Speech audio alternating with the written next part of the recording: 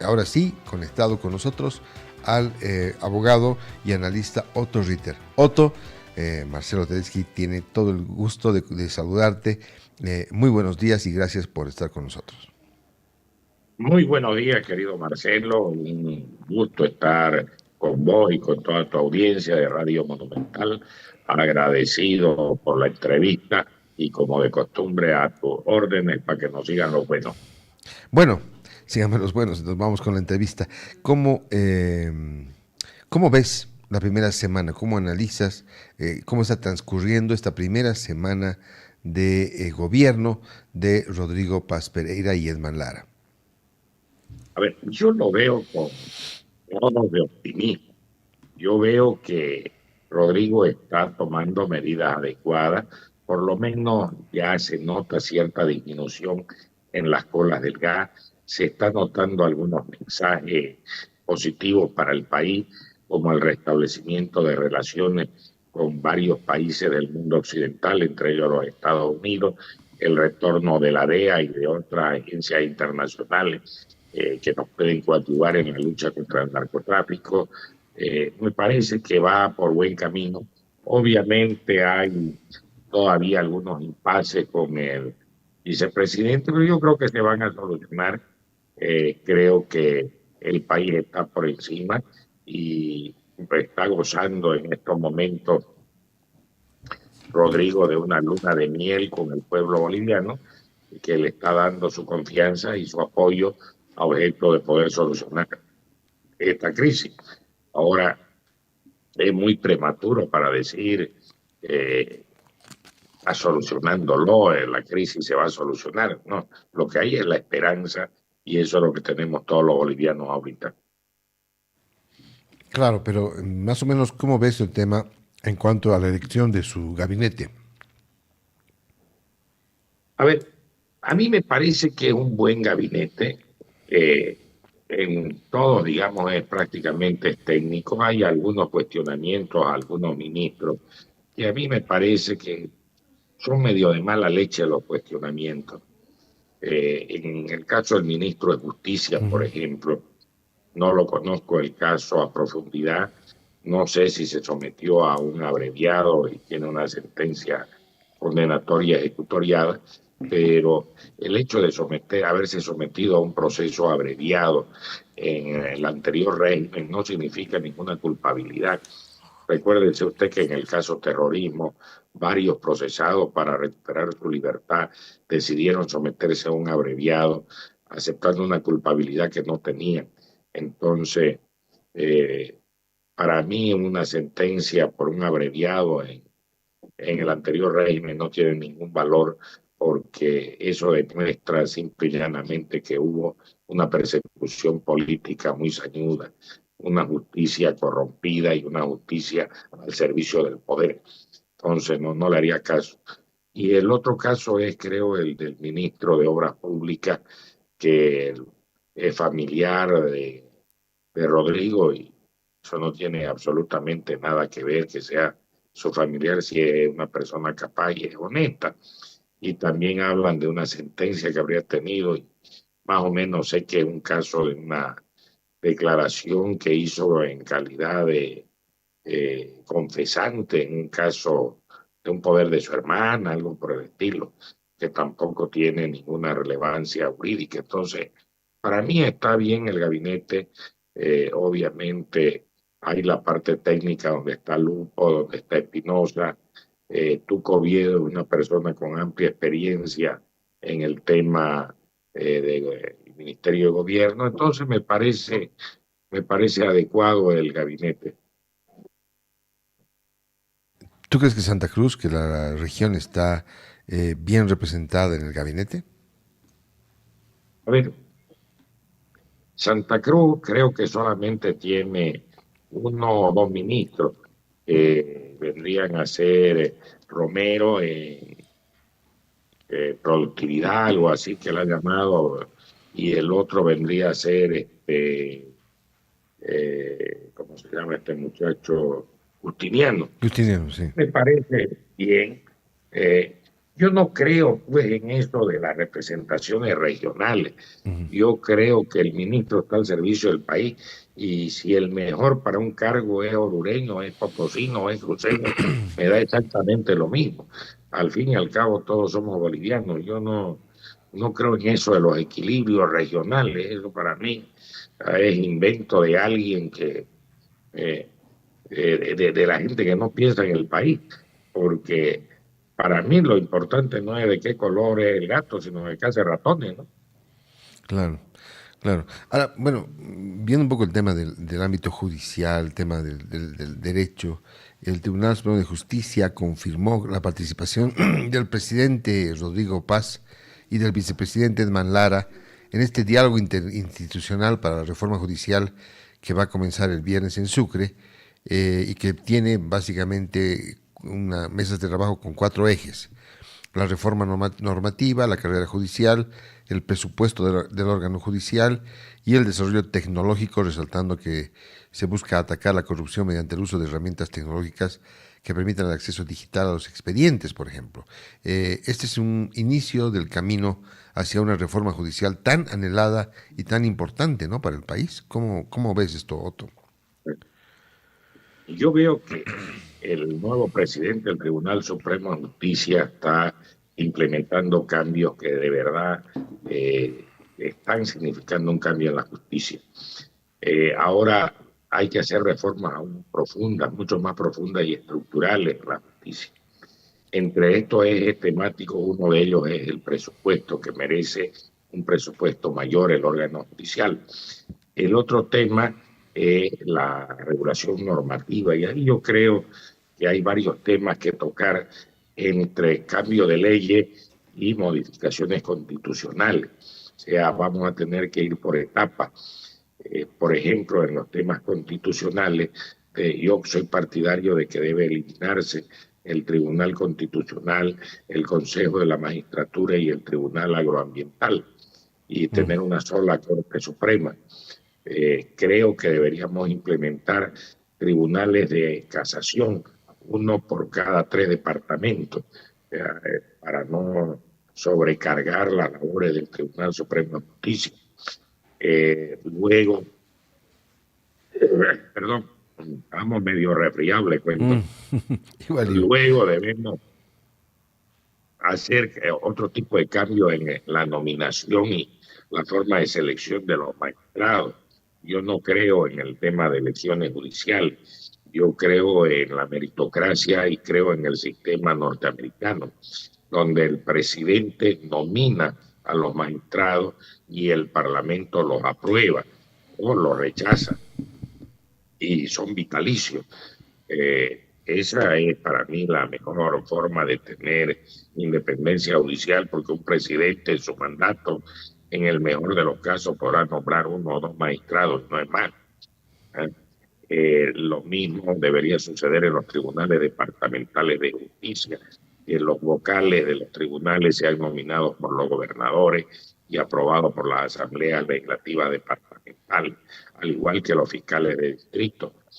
Lo mismo creo que deberíamos volver en los procesos penales a implementar los juicios con jurados, pero jurados integrados 100% por jueces ciudadanos, no por jueces técnicos. El juez técnico solamente dirigiría el proceso y nada más. Y también creo firmemente en que es necesario avanzar en la digitalización de los procesos para evitar fundamentalmente la mora y la corrupción en los niveles inferiores, que serían los oficiales de diligencia y secretarios. Pero para evitar el sometimiento al poder ejecutivo o a cualquier órgano de poder, lo ideal es retornar a los jueces ciudadanos. Y la elección por voto. No, eso estoy contrario, eso debe eliminarse.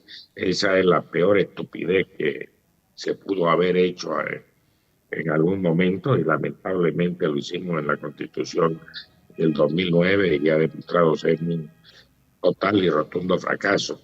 Entonces, yo le decía, yo soy partidario el sistema norteamericano, que también se aplica, por ejemplo, en el Brasil, donde el presidente nomina a los magistrados y el Congreso los aprueba. Claro, claro, es importante. Y obviamente hay que hacer una reforma constitucional, obviamente, después de este proceso de diálogo que se inicia, la reforma constitucional, que no debería llegar a una constituyente, ¿o crees que sí? A ver, la Constitución hay varias formas de modificarla. Una modificación parcial se puede hacer mediante una ley aprobada por el Congreso y luego sometida a referéndum eh, consultivo a la población.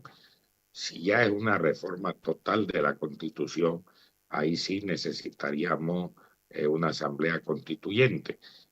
Pero como estamos hablando de temas parciales, yo creo que el tema de la justicia puede llegarse fácilmente por una ley de reforma.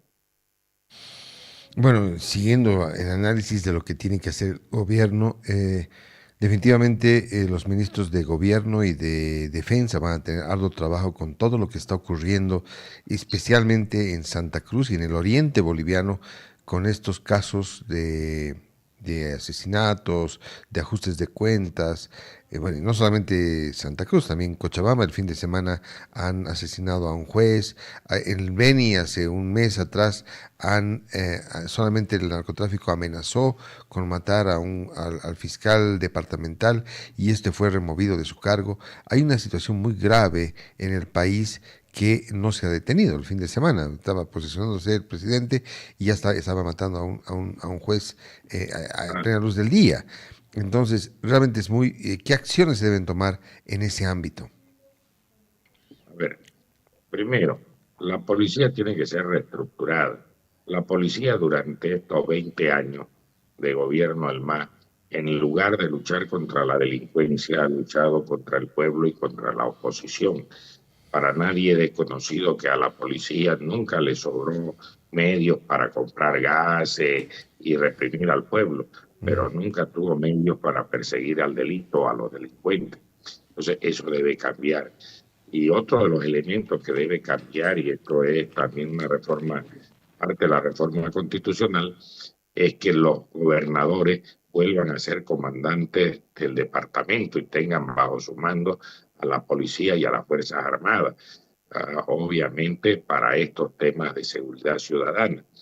Y otro tema importante es que gracias a Dios está retornando la DEA y organismos internacionales en la lucha contra el narcotráfico, porque para nadie es desconocido que durante 20 años no se luchó contra el narcotráfico, más bien se protegió y se incentivó la producción de narcóticos en este país. Claro, claro.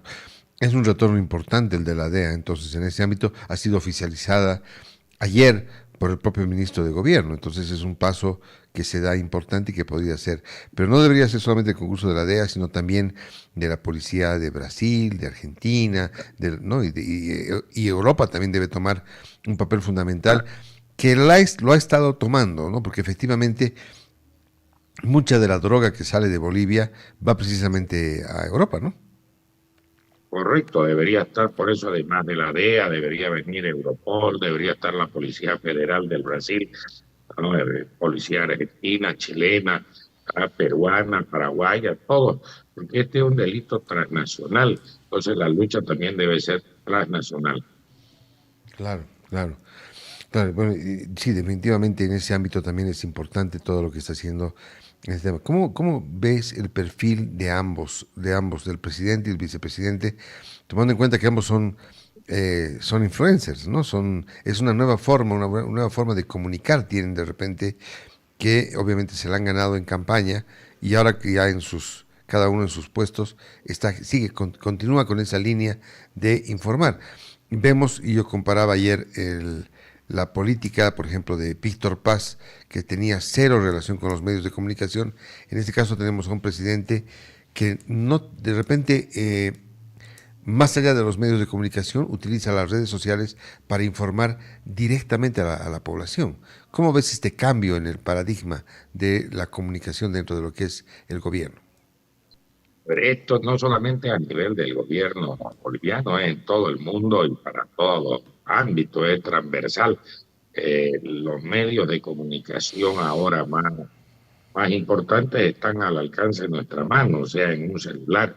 Usted mira noticias a través de su celular, lee los diarios de manera digital, se entera por el TikTok, se entera por el Face. Las noticias hoy prácticamente, como diríamos, vuelan a la velocidad de la luz a través del celular. Lo que está sucediendo en estos momentos en Plaza Murillo lo puede saber todos los bolivianos y todo el Mm. mundo de manera instantánea. Entonces, ese paradigma de la información ahora está en las redes sociales. Y a mí me parece un avance importante. Lo grave también de las redes sociales es que hay lo que se llama fake news o noticias falsas que también circulan y mucha gente cree en aquella noticia falsa, se distorsiona también la realidad en muchos casos. Y bueno, es la realidad sí que tenemos hoy en día, que es una realidad más virtual que real. Claro, definitivamente, definitivamente. ¿Cómo catalogas tú el gabinete? ¿Crees que es un gabinete político, un gabinete técnico? ¿Cómo se podría encasillar este gabinete? Yo lo considero más un gabinete técnico que político. Probablemente el único que ahí tenga un perfil político sea el ministro de Gobierno, Tuco Viedo. Los demás tienen un perfil absolutamente técnico, ¿no? Entonces, me parece un buen gabinete y en este momento lo que se necesita es eso, personas con formación técnica, profesional, capacidad para enfrentar la crisis que nos han dejado. Y obviamente hasta ahorita no sabemos en realidad la situación en la cual nos han dejado, pues nos han dejado en poco, como se dice, eh, peor de lo que presumíamos. Entonces, lo primero que debe hacer el gobierno es informarnos a los bolivianos la situación real del país. Debemos saber cuánto es la deuda externa, cuánto es la deuda interna, cuánto hay de reservas de verdad, cuánto está en oro, cuánto está en moneda extranjera, cuánto de este oro está ignorado o está prevendido. En fin, debemos saber todo aquello, cuál es la deuda flotante, bueno, eh, todo debemos saberlo porque realmente la herencia que ha dejado el gobierno que se está yendo es una carga muy pesada. Claro, pero digamos hay señales de que Bolivia se abre al mundo, de que hay una descentralización 50-50. Y quería hablar de eso, la descentralización. El presidente ha hablado de que estamos en camino ya a un federalismo. ¿Cómo tomas esta declaración? A ver, yo le comento, yo creo que para llegar a un federalismo, primero debemos consolidar una autonomía, ¿sabes? Tener autonomía de verdad y que funcione. Y después de un buen ejercicio autonómico, que estas autonomías hayan funcionado, recién podríamos pensar en un federalismo. Pero a pensar ahorita en avanzar a un sistema federal sin haber concluido el proceso autonómico, a mí me parece un absurdo. Eh, Sería como saltar de un edificio de 5 pisos abajo, Mm. ¿verdad? Y eso no es correcto. Entonces, lo primero que debemos hacer es profundizar la autonomía. El 50-50 está bien, es un avance. Hay que traspasar competencias en salud, en educación, en seguridad. El tema de la Caja Nacional de Salud debe ser desconcentrada cada uno de los departamentos. El tema de la gestora de pensiones, etcétera.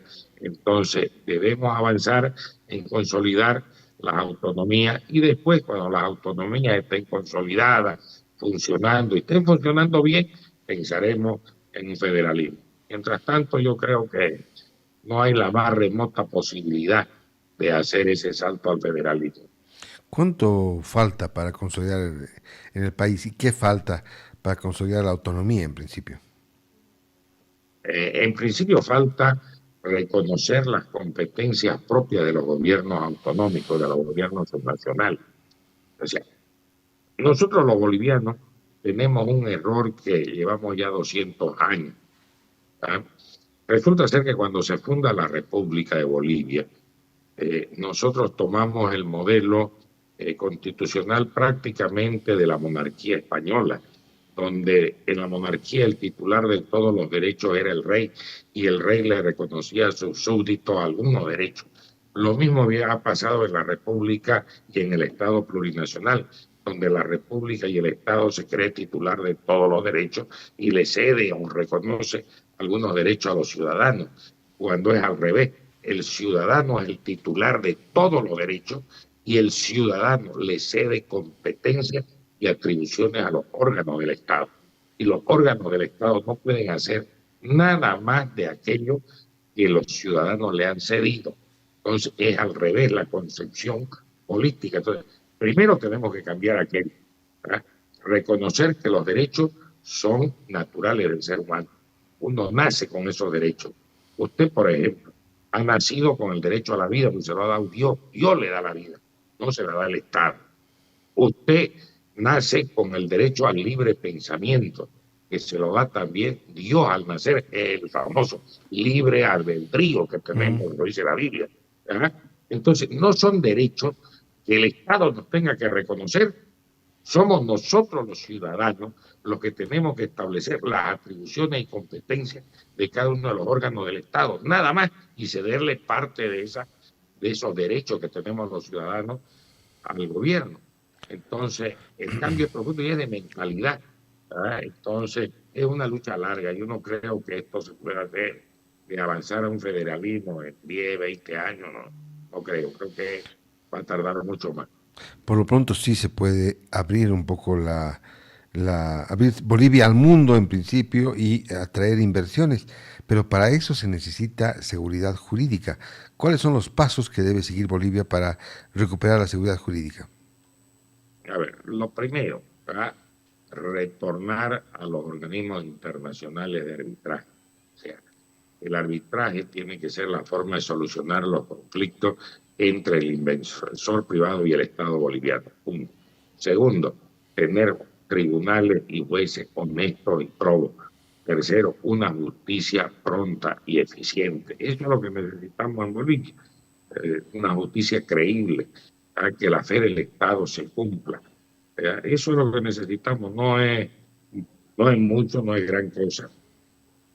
Y lo otro es lo que dice Rodrigo, lo que ha dicho en su campaña, acabar con el Estado tranca. O sea, que ya no seamos el Estado de los requisitos para todo. ¿Ah?